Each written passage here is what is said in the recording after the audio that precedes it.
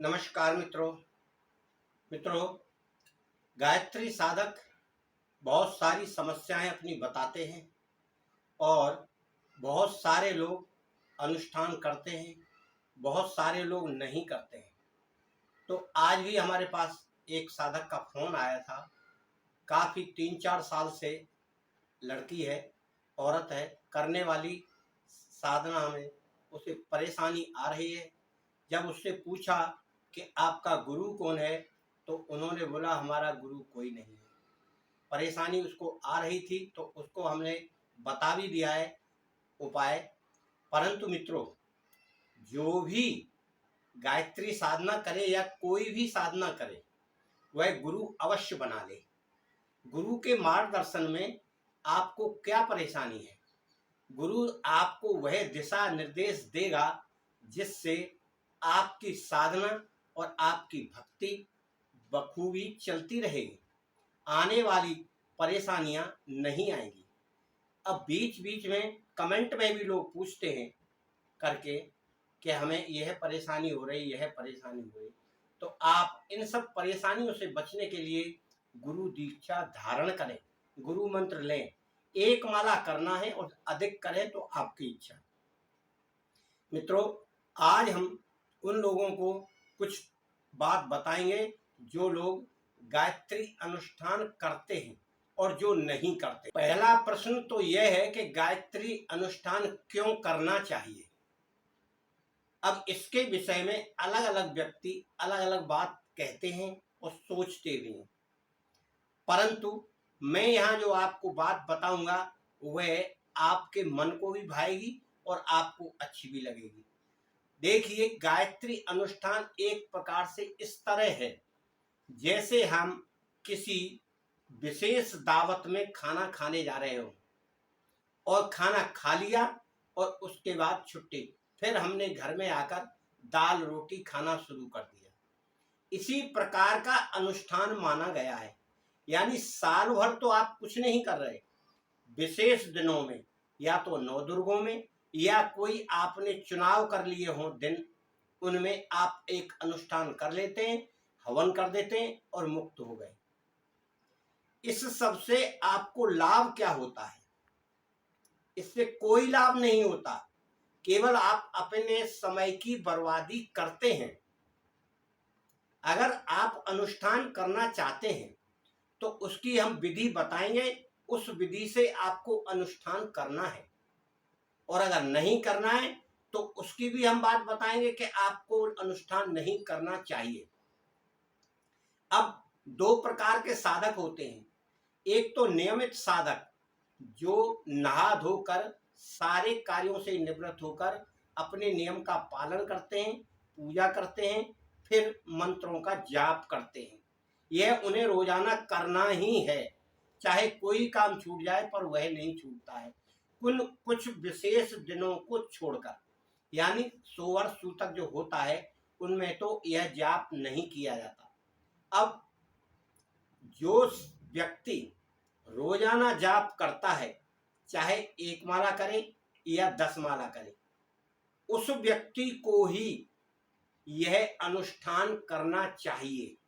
अगर करना चाहता है तो, और नहीं करना चाहता है तो वह ना भी करे तो भी चलेगा।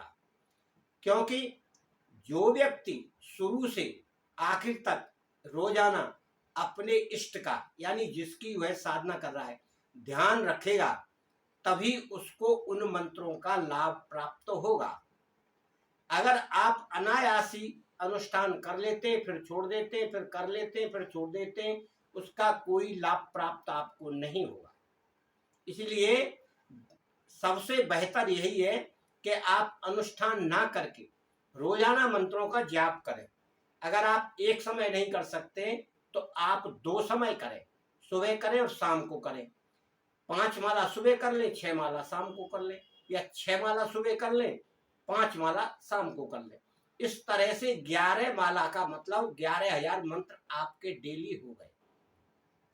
अब आपको अनुष्ठान करने की विधि बताते हैं कि यदि कोई व्यक्ति यह सोचे कि नहीं हमको तो अनुष्ठान अच्छा लगता है, तो अनुष्ठान की विधि क्या है। आपको अनुष्ठान 1.25 लाख के करना है। और कैसे करना है कि 11 माला के हिसाब से आप 1.25 लाख का हिसाब लगा लीजिए। जितने दिन में आपका पूरा होता है उतना कर लीजिए।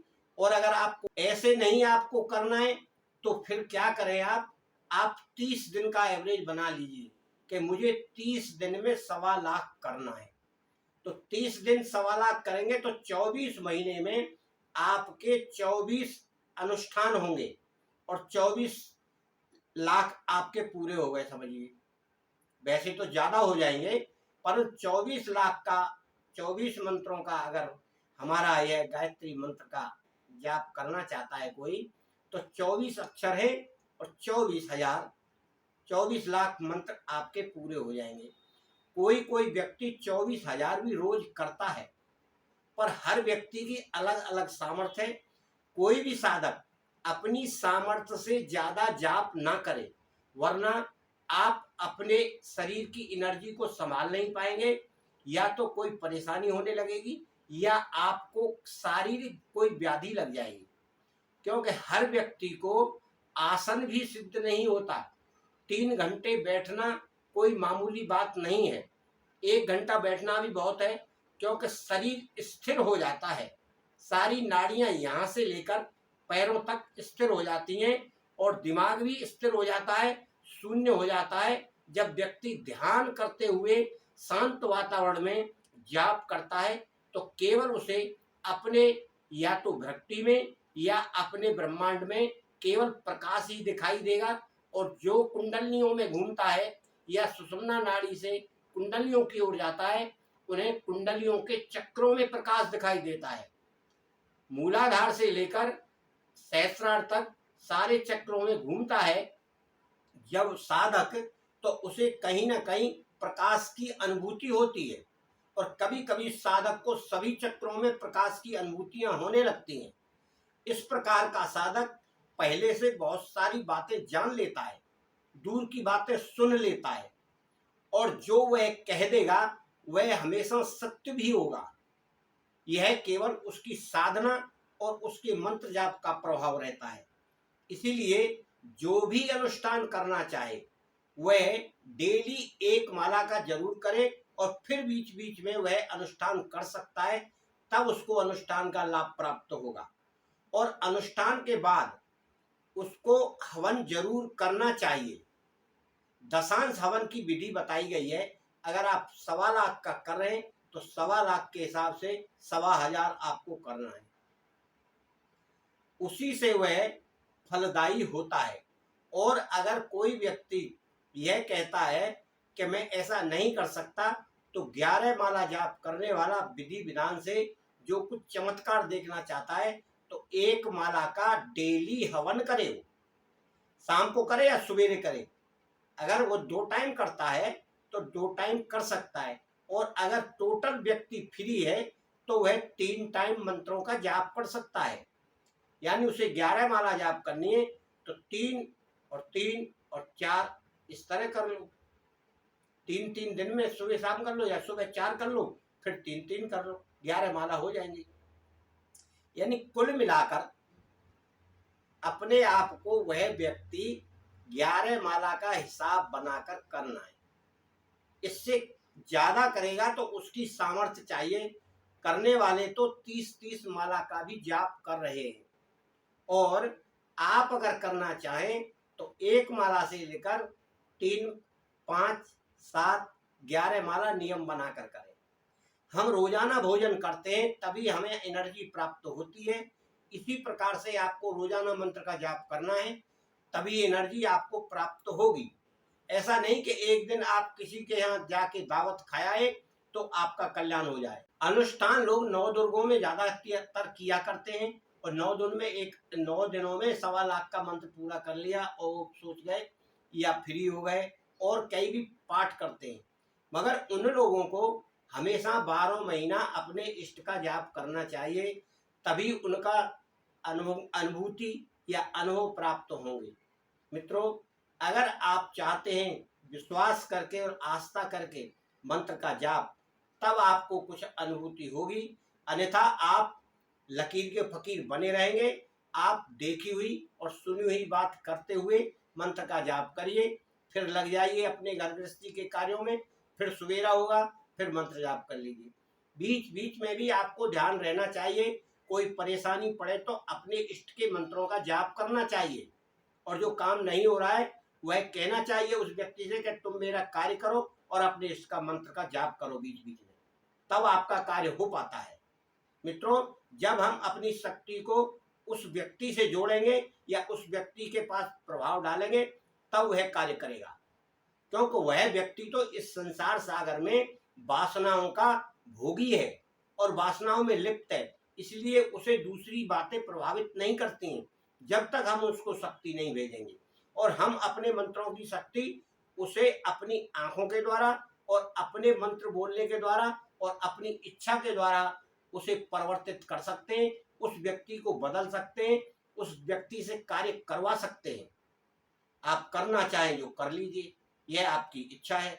अपने मनमाने ढंग से करना है तो मनमाने ढंग से करिए, वरना आप गुरु बनाकर दीक्षा लेकर साधना करेंगे तो आपको सफलता एक न एक दिन अवश्य प्राप्त होगी। मैं कहीं से सीख कर नहीं आया, मैंने यही जीवन शुरू किया है, तब से यही सीखा है सब, और मेरे गुरु लोगों ने मुझे बताया है, कुछ उनके मार्गदर्शन में मुझे प्राप्त हुआ है।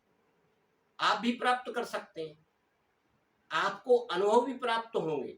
आप अपने अनुभवों को गुप्त रखें, जो गुप्त नहीं रखते वो बाद में पछताते हैं। इसी प्रकार से वह स्त्री आज जो मुझे बात कर रही थी, वह कह रही थी गुरुजी कि मुझे अनुभव बहुत हुए थे और अब मुझे परेशानी हो रही है और अनुभव नहीं हो रहे। मैंने कहा आपने बताया होगा, तो वो बोली हाँ मैंने बता दिया। तो इसीलिए मित्रों, आप अपने अनुभव बताएंगे लोगों को तो वह अनुभव फिर नहीं होंगे, क्योंकि जो दिव्य शक्तियां हैं वो आपको कुछ नहीं देंगी फिर कि ये तो अपना प्रचार कर रहा है या अपने आप को परमात्मा बनने की कोशिश कर रहा है। आप किसी का भला नहीं करेंगे, आप केवल अपने भले के लिए जो शक्ति प्राप्त कर रहे हैं अपने घर परिवार के लिए ही यूज करें उसे, वरना आप जितना कमा नहीं रहे उससे ज्यादा आप खर्च कर देंगे। आपको मालूम नहीं है एक कार्य करने में कितनी एनर्जी खर्च हो जाती है। मैं भी किया करता था, जब मुझे पता लगा तो मैंने वह कार्य बंद कर दिया था। मेरे सोचने मात्र से, करने मात्र से ही सारा कार्य हो जाता था। परंतु मित्रों, अब मैं आजकल किसी का कोई कार्य नहीं करता हूं, इसलिए प्रार्थना करता हूं कि भाई आप अपना कार्य करिए, आपको सीखना है सीख लीजिए, नहीं सीखना है नहीं सीखिए, और आप बिना गुरु के कर रहे हैं तो बिना गुरु के करिए। हो सकता है माता की कृपा हो जाए आपके ऊपर, कोई पूर्व जन्म का संस्कार हो। इस प्रकार से जो साधनाएं करते हैं मनमाने ढंग से, वो आगे नहीं बढ़ पाते हैं, और गुरु के मार्गदर्शन में जो कोई व्यक्ति करता है तो उसे रास्ता आगे का दिखाई देता है। हम कैसे लोगों को यक्षिणीय साधना भी करवा रहे हैं, उनके कार्य भी हो रहे हैं और उन्हें सफलता भी प्राप्त हो रही है, और हमसे संपर्क बनाए हैं वो। और आपकी यह इच्छा है वह करिए। मेरा यहाँ मार्गदर्शन का काम है, वीडियो बनाकर आपको डाल दी, आपको जो अच्छा लगे वह करिए और अपने जीवन को सुधारिए, कैसे भी सुधरे, क्योंकि मानव जीवन ऐसा जीवन है और सभी प्राणियों से उत्तम जीवन है, और हो सकता है अच्छे कार्य करोगे तो दोबारा मिल जाए, परंतु यह जीवन तो शांति पूर्वक निकले। सारी दुविधाओं को काट कर, कष्टों को काट कर अंत समय में मृत्यु को जो प्राप्त हो जाता है वही तो सुख है। वह सुख प्राप्त हो गया तो आगे तो आपको सुख प्राप्त तो होना ही है, यह निश्चित है, यह संकेत मिल गया। और आप मृत्यु की ओर जाते हुए कष्ट में हैं तो समझिए आपको तो कष्ट आगे भी भोगना है, क्योंकि कष्टों का दौर शुरू हो गया। जो आपने किए वह कष्ट बुढ़ापे से शुरू होंगे तो आगे जीवन में भोगने पड़ेंगे। इसलिए अच्छे कर्मों का प्रभाव हमें बुढ़ापे में देखने को मिलता है जब हम मृत्यु की ओर जाते हैं। इसलिए आप अपने जीवन को सुधारें, और जब मृत्यु को सुधारेंगे तो अगला जीवन तो अपने आप सुधरेगा। मित्रों, आज की बात यहीं तक। हो सकता है वीडियो लंबी हो गई हो, वीडियो को लाइक शेयर अवश्य करें और अपने इष्ट मित्रों को भी बताएं। जो कोई करना चाहे वह कर लेगा। जय गुरुदेव।